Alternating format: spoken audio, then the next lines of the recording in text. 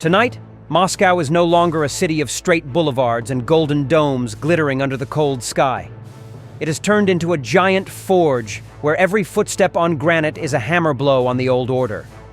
The flickering flames in the central square aren't for warmth, they are signals, a call to rally for a new era.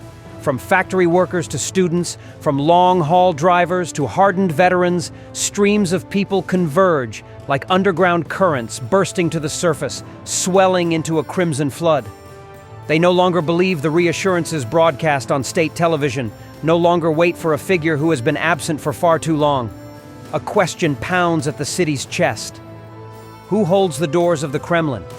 And if the nuclear briefcase is no longer in the hands of someone with real authority, then by whose single press will the world be seized?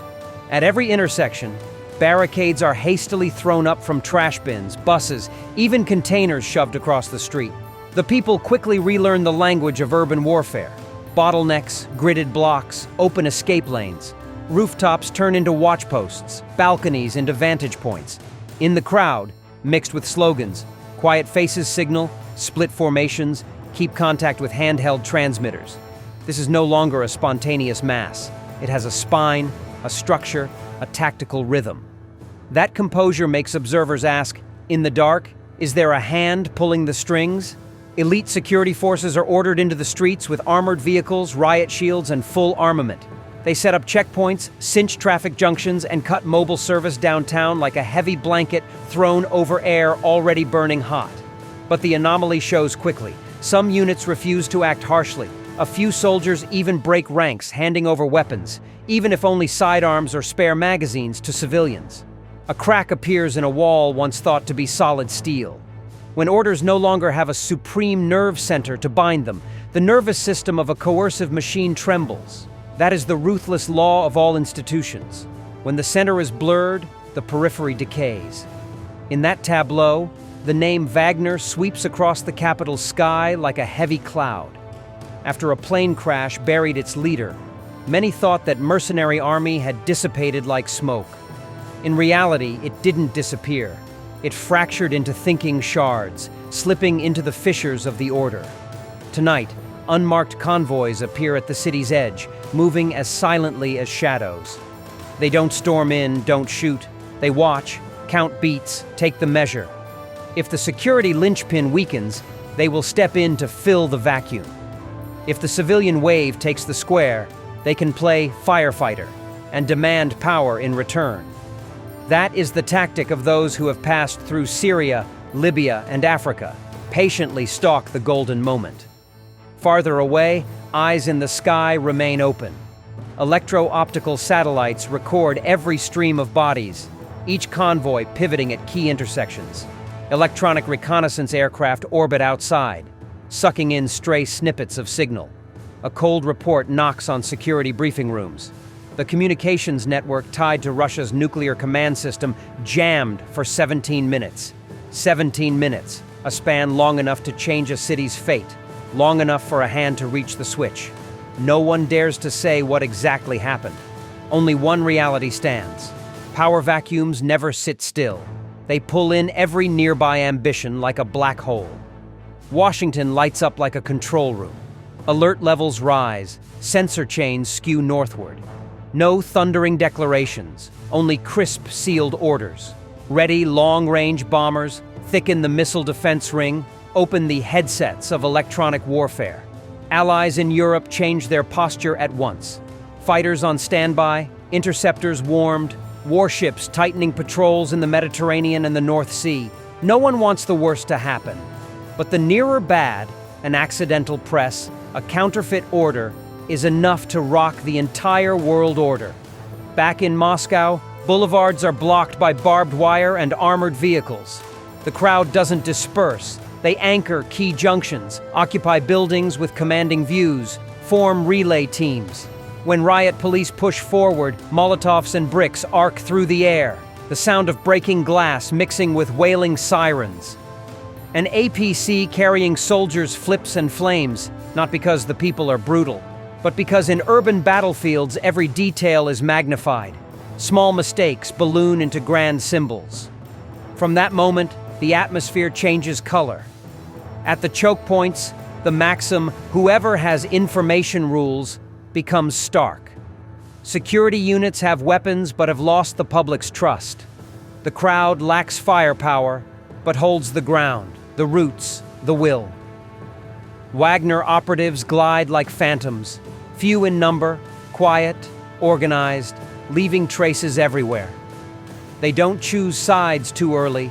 They choose the timing. They choose the...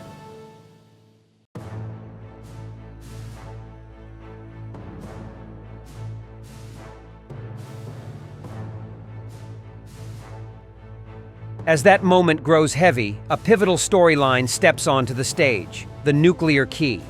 Under standard protocol, only the president, the defense minister, and the chief of the general staff can initiate the decision chain. But if the first link blurs, how do the latter links react? Internal security organs must immediately lock down strategic depots, choke off any unauthorized access, even from their own, amid the chaos. The difficulty here isn't technical, it's the psychology of power. Everyone wants to prove they hold the door, and that very hunger is the greatest source of risk. As Muscovites kindle flames on the streets, Europe's collective nerves pull taut. Oil prices spike, markets dive. Big cities light up the same question across giant screens. If a warhead is launched on an improper order, who stops it? The arc of missile defense rises like a dome, in both the literal and figurative sense, not just to buy a little peace of mind for capitals. It is a reminder that at the edge of the storm, there is a force ready to bear the steel fist if it strays. Meanwhile, the scenarios for Russia's political future line up in three clear branches. First branch, temporary military governance.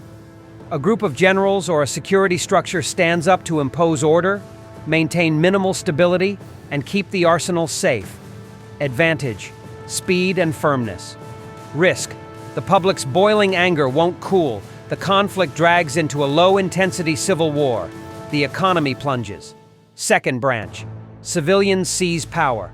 Pressure from the streets forces the coercive apparatus to step back. A new political structure sprouts with broad representation. Advantage, social legitimacy. Risk, lack of experience managing a massive nuclear empire. Easy to buckle under security pressures, especially in a vacuum. Third branch, a third force wedges in. A paramilitary group or clandestine security organ exploits the chaos to grab the seat, using nuclear security as a political hostage.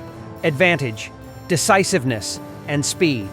Risk, steering the nation down a path no one can control, inviting sanctions, isolation, and the danger of direct collision with defensive domes beyond the borders. What is frightening is that all three branches leave footprints on the ground. Armored checkpoints, Branch 1. A square burning steadily with light, Branch 2. Unmarked convoys humming on the outskirts, Branch 3. As night presses toward dawn, a strange message pops onto radio waves. Access is within reach. Any interference will be answered. No one dares to verify it. It could be psychological warfare, or it could be true. But that ambiguity alone is enough to tilt the world's compass off true north. In Washington, directives go out, 24/7 surveillance, stealth reconnaissance increased, a blinding switch for adversary communications readied if abnormal sequences appear. In Brussels, alliance posture is set. Do not provoke, but do not fall a beat behind if risk crosses the threshold. Right then, early warning radar records a spin-up signal from a launcher in central Russia, flashing on, then off. It could be a system test, it could be a spoofed command, or a tap by an unauthorized group. A few seconds of silence stretch into hours. The fragility of peace becomes tangible. You can feel it in the tightened breath of whole metropolises. Moscow keeps growling. The security forces are no longer a solid block. One company quietly negotiates with locals to ease clashes, another holds a steel line, another slips away from a critical post. Wagner keeps circling, as if taking the capital's pulse. The agency guarding the arsenal is utterly silent, but leaked reports show manpower surging at critical sites. Access roads sealed with multiple rings of control. Other cities join in: St. Petersburg, Yekaterinburg, Kazan. Marches turn into the occupation of public spaces. Political borders reel like someone rising after a concussion. Neighboring countries brace against the domino effect. Some try to keep their distance, some try to steady the load so they won't be dragged in, others wait to see where the wind blows before trimming their sails. In that space, information warfare climbs into the second command chair. Countless channels broadcast ironclad claims. The leader has returned, or has fled to a neighbor, or the nuclear briefcase is in security hands, or a rebel group has touched it. Uncertainty becomes a weapon. It wears down decision systems, making every side fear a premature step into a trap. Yet, at that very moment, a simple, harsh truth juts out. Clarity is the fuel of stability.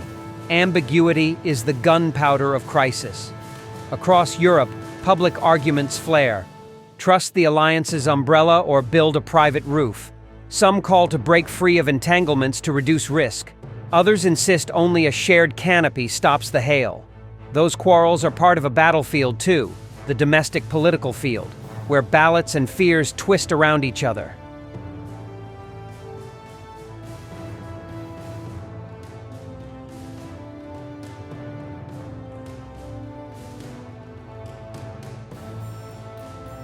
On the far side of the Pacific, an old truth repeated anew. The global order needs a timekeeper. Not to command everything, but to hold the beat. When the rhythm skews, they tap the drum back on time. Deploying stealth aircraft, patrolling strategic submarines, opening layered defenses isn't mere display. It's sand poured into sacks, bracing the levee before the water rises. At dawn, as mist veils the golden domes, an odd convoy turns toward Saratov. The short-range air defense emissions accompanying it show the formation isn't ad hoc. Overhead imagery returns. Tidy spacing, tight escort, steady hands. Analysts lean toward a paramilitary force probing the outer ring of the nuclear system, not necessarily to seize it, but to test reactions. Minutes later, a radio voice repeats last night's line, "Do not interfere." The world holds its breath again. Only cold procedures keep rolling. Lock radar onto notional trajectories, open emergency links, keep defensive levers under compression. In a Washington security room, a note is underlined. No interference in internal affairs, but do not let the nuclear button go astray. Balancing those clauses is math-only seasoned mind's attempt. How not to pour oil on the fire, yet store enough water to put it out if it catches. And then, the longest hours are always the shortest. The central signal flickers again, then dies. Maybe someone is testing the world's reflexes. Maybe it's a prank on the circuitry, or maybe the internal cordon was good enough to stop an accident in time. Whatever it is, the lesson writes itself. The greatest risk in a nuclear order doesn't always come from an enemy. It can flare from a minute of drift inside the very system meant to protect it. That evening, Moscow isn't as loud as the afternoon. The racket is replaced by compressed silence, the kind in which you can hear a pin fall. The square still glows, but the flames burn lower. The barricades still stand, but exit lanes are cleared. The people don't withdraw. They plant flags patiently, knowing this fight won't be won in a single night. Security units look less grim. Many commanders choose dialogue to avoid needless bloodshed. And the unmarked convoys? They remain like dark trees at the roadside, waiting for a change in the wind. In the days that follow, the three scenarios run in parallel and intersect at unexpected crossroads. The door to Russia's future swings open, then shuts, like a vein turned by hands that haven't shown themselves. Yet no matter which scenario prevails, some things are clear from today. First, an order built on silence cannot last indefinitely. When silence accumulates enough, it explodes as thunder. Second, urban warfare no longer belongs solely to armies. Whoever holds information and knows organization levers the balance. Third, the nuclear key is not just hardware, it is a sense of responsibility. Any force that tries to trade it for power will only summon a global coalition against itself. Fourth, in crisis, Skill does not equate to violence. Patience, discipline, and transparency are the sharpest weapons.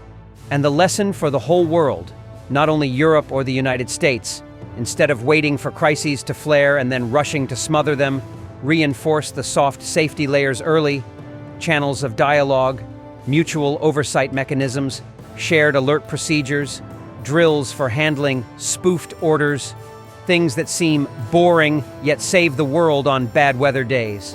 When night falls again, stealth aircraft still sweep in places ordinary eyes can't see. Submarines still slip through the cold dark. On the ground, Muscovites tend small campfires, pitch sturdier tents than yesterday, and take turns on watch. A city long accustomed to iron discipline is learning to breathe on its own rhythm. The Kremlin still stands, but the chair within is no longer a destination for one person. It has become an exam for a nation, and a mirror for the world to ask itself. If one day our own center of power sits empty for 17 minutes, what have we prepared? You've just walked through a night strung tight as a wire in geopolitics, where every radar blink, every street-level decision, every radio phrase tugs the future off its track. If you care about the hidden veins of national power, about how armies, security organs, and crowds shape one another to rewrite history, this channel is where we meet. Hit follow so you won't miss analyses that are deep, clear, vivid, and grounded in real-world cases, where each episode is not just news, but a map to read how the world is pivoting. Hit the subscribe button and turn on the notification bell to join us on a journey to explore national power, the secrets of military technology, and untold stories behind the scenes of global politics.